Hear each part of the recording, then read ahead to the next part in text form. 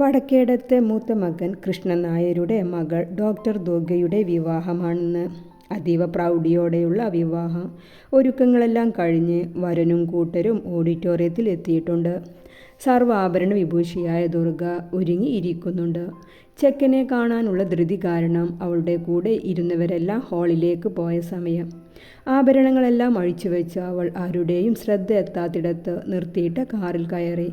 Car ഒരു ഇരമ്പലോടെ സ്പീഡിൽ auditorium കടന്നുപോയി. നിന്റെ വിറയിൽ ഇപ്പോഴും മാറിയില്ലേ ദുർഗേ?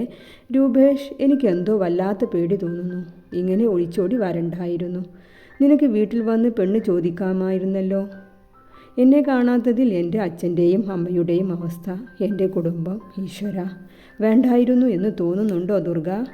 എൻ്റെ സ്ഥാനത്ത് വേറൊരാളെ നിനക്ക് സാധിക്കുമോ? രൂപേഷ് സ്റ്റിയറിങ്ങിൽ നിന്നും കൈയെടുത്ത് അവളുടെ കയ്യിലേക്ക് വച്ചു. അതിന് കഴിയാഞ്ഞിട്ടല്ലേ രൂപേഷ് ഞാൻ ഇറങ്ങി വന്നത്? നീ നിൻ്റെ വീട്ടുകാരോട് പറഞ്ഞിരുന്നോ നമ്മുടെ ബന്ധത്തെക്കുറിച്ച്? ഇല്ല ദുർഗ. അയ്യോ, അവർ നമ്മെ സ്വീകരിക്കുമോ? പോയി നോക്കാം, അവൻ അലസമായി അവളെ നോക്കിക്കൊണ്ട് പറഞ്ഞു. ഈ സമയം വെള്ളിയാർ നിലത്തെ യങ് ബിസിനസ്മാൻ കാശിനാഥ് ഓഫീസിലേക്ക് പോകാൻ ഒരുങ്ങിയിറങ്ങി വന്നതാണ്. 6 അടിയോളം പൊക്കവും ഒത്തവണ്ണവുമുള്ള ജിമ്മൻ ബോഡിയോട് കൂടിയ വെളുത്ത സുന്ദരൻ. അവൻ്റെ ഇടതൂർന്ന മുടിയെ വൃത്തിയിൽ ഒതുക്കി വെച്ചിട്ടുണ്ട്. ഡ്രീം ചെയ്ത താടിയും മീശയും. ആരും നോക്കി നിൽക്കുന്ന ഒരു സുന്ദരൻ. വയസ്സ് 26 കഴിഞ്ഞു. സ്റ്റെപ്പ് ഇറങ്ങി വരുന്ന തൻ്റെ മകനെ നോക്കി നിന്നുപോയി സുനന്ദ. അമ്മ, ഗുഡ് മോർണിംഗ്. അവൻ അമ്മയെ ചേർത്ത് പിടിച്ചു. വാ, അമ്മ ഭക്ഷണം എടുത്തു വെച്ചിട്ടുണ്ട്. മോനെ വിളിക്കാൻ വരായിരുന്നു. അമ്മ കഴിച്ചോ? ഇല്ല, എല്ലാവരും കഴിക്കാനിരിക്കുവാണ്. കാശി അമ്മയെയും കൊണ്ട് ഡൈനിങ് ഹാളിലേക്ക് നടന്നു. ഡൈനിങ് ടേബിളിൻ്റെ 2 സൈഡിൽ ഓപ്പോസിറ്റായി സദാശിവനും മഹാദേവനും ഇരുന്നു. അവരുടെ അടുത്തായി അവരവരുടെ മക്കളും. അങ്ങനെയാണ് സാധാരണ ഇരിക്കാറ്. കാശി അച്ഛൻ സദാശിവൻ്റെ അടുത്ത് സ്ഥാനം പിടിച്ചു. മഹാദേവൻ്റെ അടുത്ത് വലിയ മകൻ ഗണേഷും ഇരുന്നു. രൂപേഷ് എവിടെ ഗീതേ? മഹാദേവനാണ്. അവൻ രാവിലെ നേരത്തെ ഇറങ്ങി പോകുന്നത് കണ്ടു. വരുമ്പോൾ അച്ഛനും വലിയച്ഛനും ഒരു സർപ്രൈസ് ഉണ്ടെന്നും പറഞ്ഞ് ഗീത പുഞ്ചിരിയോടെ പറയുകയാണ്. എല്ലാവരും ബ്രേക്ക്ഫാസ്റ്റ് കഴിച്ചു കൊണ്ടിരിക്കുകയാണ്. രൂപേഷ് ദുർഗയെയും കൊണ്ട് വെള്ളിയാർ നിലം വീട്ടിലേക്കാണ് വന്നത്. അവൻ കാർ പോർച്ചിലേക്ക് നിർത്തി ഡോർ തുറന്നിറങ്ങി. ദുർഗയുടെ സൈഡിലെ ഡോർ തുറന്നു കൊടുത്തു. അവൾ തല ഉയർത്തി മുന്നിലേക്ക് നോക്കി. വീടിൻ്റെ മുന്നിൽ വലിയ അക്ഷരത്തിൽ എഴുതിയ വെള്ളിയാർ നിലം എന്ന നെയിം ബോർഡ് കണ്ടതും അവൾക്ക് വല്ലാത്ത വെപ്രാളവും പരവേശവും വരുന്നുണ്ട്. നീ എന്താ ഇങ്ങനെ ഇരിക്കുന്നത്? വാ, ഇറങ്ങ്. വീടെത്തി. ഇതാണോ രൂപേഷ് നിൻ്റെ വീട്? നിൻ്റെ വീട്ടുപേര് വെള്ളിയാർ നിലം എന്നാണോ? ദുർഗ അതിശയത്തോടെയും അതോടൊപ്പം ഭയത്തോടെയുമാണ് ചോദിച്ചത്. അതെ. താൻ എന്നെ പരിചയപ്പെട്ടപ്പോൾ അതൊന്നും അന്വേഷിച്ചില്ലല്ലോ അല്ലേ? എന്നെ കണ്ടതും മൂക്കും കുത്തി വീണതാണല്ലോ അല്ലേ? അവൻ പരിഹാസം നിറച്ചുകൊണ്ട് ഒന്ന് ചുണ്ട് നനച്ചു. നീ എൻ്റെ പിറകെ നടന്ന് എൻ്റെ മനസ്സ് മാറ്റിയിട്ട് ഇപ്പോൾ എന്താ ഇങ്ങനെ സംസാരിക്കുന്നത്? ദുർഗയ്ക്ക് അവൻ്റെ വാക്കിലെ പരിഹാസവും ഇതുവരെ കാണാത്ത മുഖഭാവവും കണ്ട് അവൾ നെറ്റി ചുളിച്ചുകൊണ്ട് ചോദിച്ചു. നീ ഇറങ്ങ്, സംസാരിച്ചിരിക്കാതെ. അവൾ പിന്നെ ഒന്നും പറയാൻ നിന്നില്ല. സാരി ഒതുക്കി പിടിച്ച് കാറിൽ നിന്നും ഇറങ്ങി.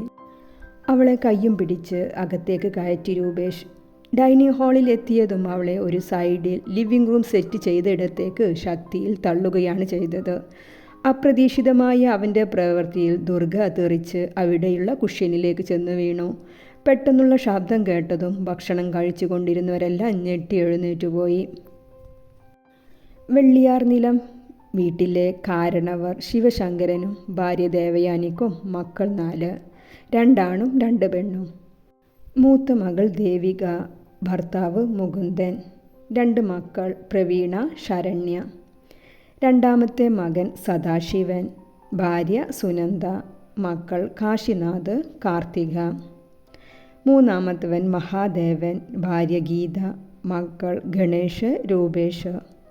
ഇളയവൾ നിർമ്മല, ഭർത്താവ് കാർത്തിക്, മകൻ കിഷോർ, കിച്ചു. UK-യിൽ നിന്ന് MBA എടുത്ത് അവിടെ തന്നെ ബിസിനസ് സ്റ്റാർട്ട് ചെയ്ത കാശിനാഥ് 3 മാസമേ ആയിട്ടുള്ളൂ നാട്ടിലെത്തിയിട്ട്. അച്ഛൻ സദാശിവന് വലിയ ബിസിനസ് സാമ്രാജ്യം തന്നെയുണ്ട് നാട്ടിൽ. ചെറിയച്ഛൻ മഹാദേവനും മക്കളുമാണ് അയാളെ ബിസിനസ്സിൽ സഹായിക്കുന്നത്.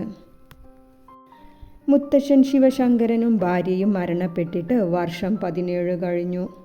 ഇളയ മകൾ നിർമ്മല കല്യാണ ദിവസം ഒളിച്ചോടിയതിൽ മനം നൊന്ത് ശിവശങ്കരൻ ഒരു മുഴം കയറിൽ ജീവനൊടുക്കിയപ്പോൾ ഭർത്താവിൻ്റെ വിയോഗം മൂലം നിത്യരോഗിയായിട്ടാണ് ദേവയാനി അധികം വൈകാതെ മരണമടഞ്ഞത്.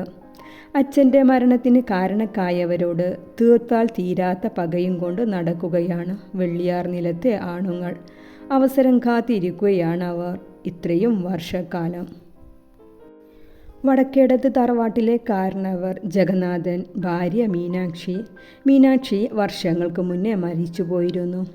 ഇവർക്ക് മക്കൾ 3. മൂത്തവൾ കൗസല്യ, വിവാഹം കഴിച്ചിട്ടില്ല.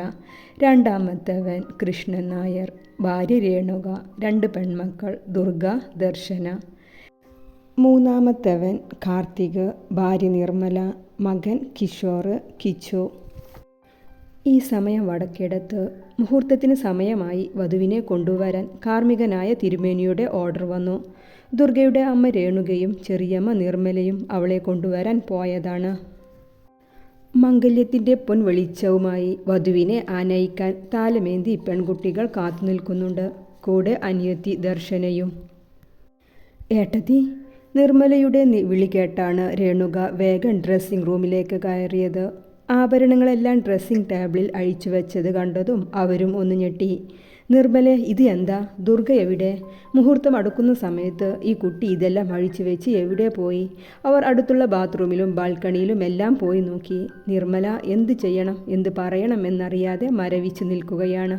നിർമ്മലെ, ദുർഗ നമ്മളെയെല്ലാം കബളിപ്പിച്ച് ഇറങ്ങിപ്പോയോ? അയ്യോ, എന്തൊക്കെയാ ഏട്ടത്തി ഈ പറയുന്നേ? മോളുടെ പൂർണ്ണ സമ്മതത്തോടെയല്ലേ ഈ വിവാഹം ഉറപ്പിച്ചത്?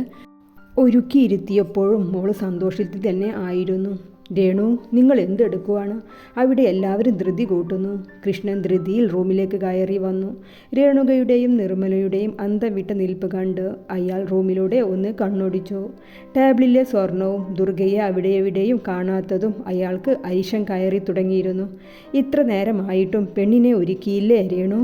ഇനി മതി ഒരുക്കിയത്. ഇട്ട വേഷത്തിൽ കൊണ്ടുവാ അവളെ. മുഹൂർത്തത്തിന് ഇത് അധിക സമയമില്ല. അയാൾ ഗൗരവത്തിൽ തന്നെ പറയുകയാണ്. രേണുക നിർമ്മലയെ ഒന്ന് നോക്കി. കൃഷ്ണേട്ടാ, മോളെ കാണുന്നില്ല. രേണു, നീ എന്തൊക്കെയാണ് ഈ പറയുന്നത്? മോളെ കാണാതിരിക്കേ? ഇത്രയും നേരം നിങ്ങൾ എല്ലാവരും അവളുടെ കൂടെ തന്നെ അല്ലായിരുന്നോ? അതെ ഏട്ടാ, ഞങ്ങൾ ചെക്കൻ വന്നത് അറിഞ്ഞപ്പോൾ ഒന്ന് കാണാൻ പോയതായിരുന്നു. പിന്നെ വന്ന് നോക്കിയപ്പോൾ ഇത് കണ്ടോ? അവളുടെ ഒരുക്കമെല്ലാം കഴിഞ്ഞതായിരുന്നു. അവർ ടേബിളിലെ ആഭരണങ്ങൾ ചൂണ്ടിക്കൊണ്ട് പറഞ്ഞു. കൃഷ്ണൻ കേട്ടത് വിശ്വസിക്കാനാവുന്നില്ല. ഓരോരുത്തരായി പെണ്ണിനെ തിരക്കി റൂമിലേക്ക് എത്തിത്തുടങ്ങിയിരുന്നു. പെണ്ണ് ഒളിച്ചോടി എന്ന വാർത്ത ആ ഓഡിറ്റോറിയം മുഴുവൻ പടർന്നിരുന്നു. ചെക്കൻ്റെ അച്ഛനും കാരണവന്മാരും തമ്മിൽ സംസാരമായി, വഴക്കായി. അവസാനം ചെക്കൻ്റെ അച്ഛൻ ചെക്കൻ്റെ കൈയും പിടിച്ച് ഓഡിറ്റോറിയത്തിൽ നിന്നും ഇറങ്ങി. അവരുടെ കൂടെ വന്നവരും. എന്നാൽ വെള്ളിയാർ നിലം വീട്ടിൽ കല്യാണവേഷത്തിൽ തങ്ങളുടെ കാൽ കീഴിൽ കിടക്കുന്ന പെൺകുട്ടിയെ കണ്ട അന്താളിപ്പായിരുന്നു. രൂപേഷ്, എന്താ നീ ഈ കാണിക്കുന്നത്? ഇത് ഏതാ കുട്ടി? സദാശിവനാണ്, നമ്മുടെ ശത്രുവിൻ്റെ മകൾ. പ്രണയബന്ധത്തിലൂടെ ഇവളെ നമ്മുടെ വീട്ടിൽ ഞാൻ എത്തിച്ചിട്ടുണ്ട്.